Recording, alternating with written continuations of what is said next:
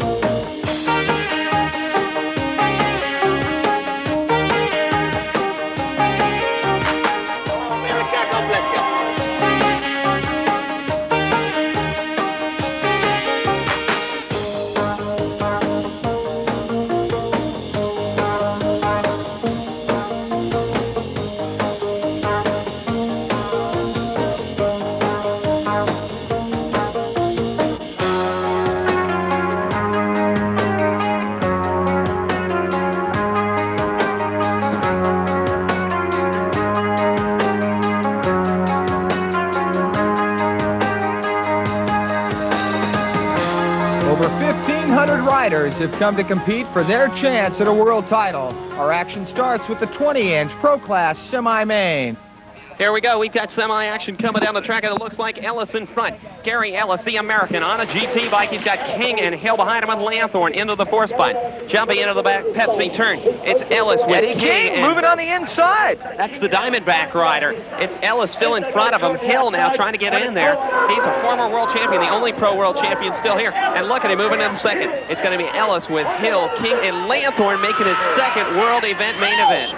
For sure, Lenny, it looks like the Americans are off to a great start. They swept first through four positions in the first semi, and semi number 2's on the gate. Next one down, it's Travis Chipperez with Charlie Townsend. Chipperez, Townsend now going to the front of the pack. There's our man David Cliver on the inside. He gets hung up. Cliver's in a lot of trouble. I don't think he'll make it out of this one. Townsend now freight training it. Here comes Pete Lonkarovich from fourth to second. One straightaway up and over the doubles.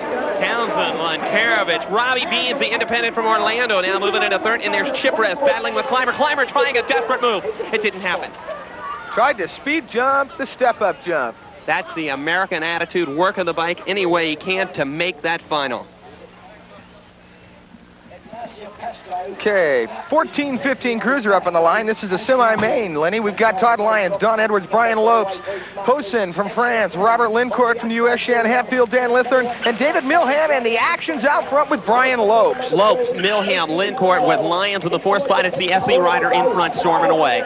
Lopes now up and down the backside of the jump. David Milham, the GT rider, in second. And there's a battle going for third. Hatfield made a move on the outside. He's moved up into that fourth qualifying spot. He's on the bubble. Hatfield's a super finish line rider, and that's what gets him into third in the transfer spot. Lopes, Milham, Hatfield, and Lyons all qualifying. 5:08 on the gate. Mark Barlow from Australia, Dennis Lebang from France, Gregory Tornek from Canada, Paul Jones from England, Andrew Figamoni from Australia, Frederill Handmatch from France, Tony Magon from New Zealand, and Chris Taylor from England. Who's out there? It's Greg Fournier in front. Fournier, the MBK rider, in second. Behind him, and Kohara, Australian, in third. Fournier's Canadian, working the bike over, working strong out of the Pepsi turn. That's Figanomi from Australia moving up. Number 27. He's moved into the bubble spot. The bubble spot is the Aussie, the MBK rider, taking the lead away from Fournier at the finish. That's two French riders, a Canadian and an Aussie, all qualifying for the 14-15 Cruiser Main.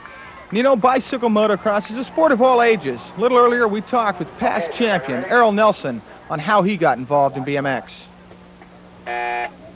I started 4 years ago when my sons said there was an age group for me. I had to buy a bike and do it. So I started. A year later I went to Canada and got world number 1 in the 40 and overs. Third last year in the 40 and over in England. And this year we're up against the best. I don't know. I'm getting older. The American Gary Martin, though, from Montgomery, Alabama, and he's already got the lead. Look at him stretching it out into turn number 1. Martin. Sure enough, with Wernicke running in that second spot. And there goes Errol Nelson on the inside from New Zealand, but he's got a tight inside line. He can't hold it.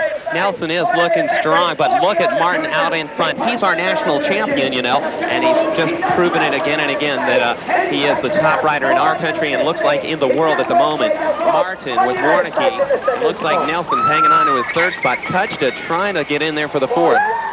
Oh, tight finish. Okay, division number 2 in these semis of the 40 and over cruiser. We've got John Johns, current world champion, all the way over from England. Well, I've spent all my life riding motorbikes in trials and scrambles, and my kids started riding in BMX, so I just came along and watched and felt I could do as well myself. Well, when you switched to BMX, did you find people were razzing you or kidding you about being a man on a bicycle? Well, at first I think they did, but I think it's beginning to get known more as an adult sport as well now, so it's not so bad now. Did being world champion help that? Oh, yes. I think people take more notice when you're world champion, yeah. Well, great. You're a super guy. Right, cheers. Well, Rob Gellick isn't a bad rider out of Holland, and I'd be looking at him to pull the upset, if anyone. As the gate comes down, we look around. Johns looks like he's got himself a bad start, and he's in a pickle. Sure does. Herman Brand from Holland is going to take it out front with good old Gellick from Holland also. But look at Johns going Johns to the inside. on the inside trying to clear the doubles. When you're world champion, you'll try anything, and he went right to the air trying to get the lead. He's in third and riding strong. The Holland rider still in front. Gellick behind him. Holland in first and second. As a matter of fact, that's Herman Brand and Rob Gellick. Johns now up into the 2 spot, and the Def Leppard number plate rider is out there and taking the second. Holland for the win, though. You know, the girls play an important part in bicycle motocross. Up on the gate, the 15-year-olds, but we've highlighted some earlier action. In the 10-year-old girls semi-main number 1 was little Leanna Mobley taking the whole shot. But in the final straightaway, Tammy Balasis came from behind to take the first of 4 qualifying positions.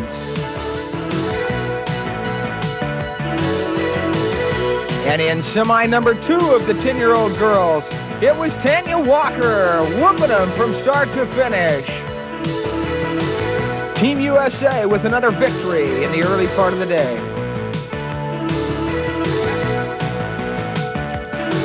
Taking the lead from a tough outside position in 11-year-old girls semi number 2 was Tanya Walker of the powerful Eagle Snacks team. She went on to victory, qualify as top American. 11-year-old girls semi number 2 saw some hot battle in action between Paula Montgomery of New Zealand and Heather Strickland of the USA. Adele Croxton of England and Rocky Boggs of the USA also qualified. Next up, our 12-year-old girls semi number 1. The hole shot artist Melanie Klein took the early lead for Team Hardee's and battled it out with Shoko Wilson, qualified. Angie Lynn Hall and Kim Keisha followed right behind. Then came round number 2 of the 12-year-old girls. Way out in front, past world champion Lyndall Element of Australia took the lead at the very beginning and held it all the way to the end.